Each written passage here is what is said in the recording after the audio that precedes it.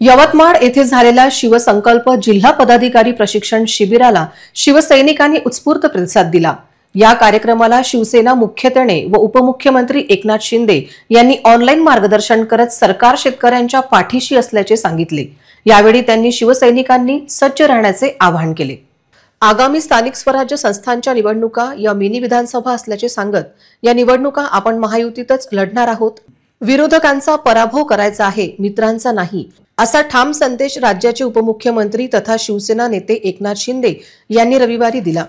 हवामान प्रतिकूल असल्याने ते प्रत्यक्ष उपस्थित राहू शकले नाहीत, मात्र त्यांनी झूम मीटिंगद्वारे यवतमाळमधील शिवसंकल्प जिल्हा पदाधिकारी प्रशिक्षण शिबिरात सहभागी होत पदाधिकाऱ्यांना मार्गदर्शन केले। या शिबिराचे आयोजन जिल्ह्याचे पालकमंत्री संजय राठोड यांच्या नेतृत्वाखाली करण्यात आले होते। शिंदे म्हणाले, महायुतीत मतभेद नाही, मैत्रीच हवे। बोगस मतदार शोधा, लक्षवेध ॲपद्वारे नियोजन करा आणि आगामी निवडणुकात भगवा फडकवा।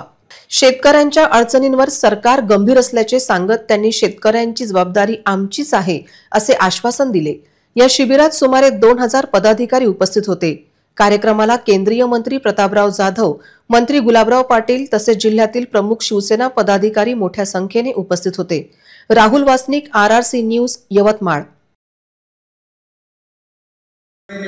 शुभेच्छा दिल्या आणि शिवसेनेला एनडीए मध्ये सगळ्यात महत्त्वाचं स्थान आहे आणि म्हणूनच या ठिकाणी शिवसेना जेव्हा आपण दिल्लीत जातो तेव्हा विकासाच्या बाबतीमध्ये जे काही प्रश्न असतात ते सोडवले जातात, महाराष्ट्राला मदत दिली जाते आणि म्हणून आता स्थानिक स्वराज्य संस्थांच्या निवडणुका आलेल्या आहेत। एक प्रकारे मिनी विधानसभाच्या निवडणुकाच आहेत या आणि म्हणून मी आपल्याला एवढं की आपण या निवडणुका महायुतीत लढणार आहोत आणि महायुती म्हणूनच जिंकणार आहोत। आपल्याला विरोधकांचा पराभव करायचा आहे, मित्रांचा नाही। त्यामुळे शक्य आपापसातील शक्यतो संघर्षाचे मुद्दे मध्ये बाजूला ठेवा। आपल्या मित्रपक्षाच्या सर्व गोष्टी आपल्याला पटतात तसं नाही, मात्र एकत्र संसार करताना थोडं कमी जास्त होणार आणि म्हणून आपल्याला एवढंच सांगतो की कधी आपण एक पाऊल मागे जातो, कधी त्यांनी जायचं असतं, पण महायुती म्हणून विजय मिळवणं महत्त्वाचं आहे।